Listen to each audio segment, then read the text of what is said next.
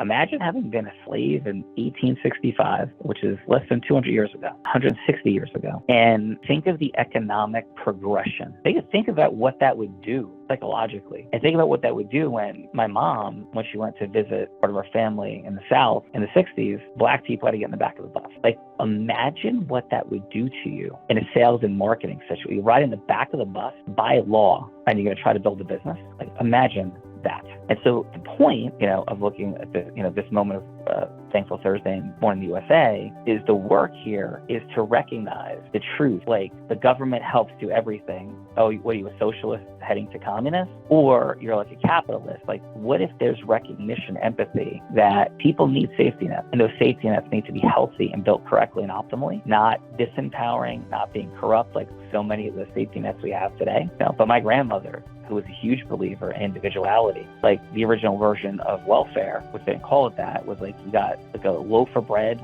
some milk, some bar soap, but I mean, that could be pretty demeaning in and of itself. My grandmother lived it and said that's what it should look like, so people are ashamed. I don't know if I agree with my brilliant grandmother, and I love her, because sometimes people lose themselves and they're hurting and they need help from government and private. And so I don't have an answer, but our principle here is empathy, respect, precision, directness. And yeah, people can come back from PTSD. People can come back from sexual abuse and trauma. People can come back from racial and gender bias. People can come back from being blind and deaf and unable to walk. And there's examples of outliers, and I'm one of them. I'm an outlier. My grandfather, my grandparents were outliers.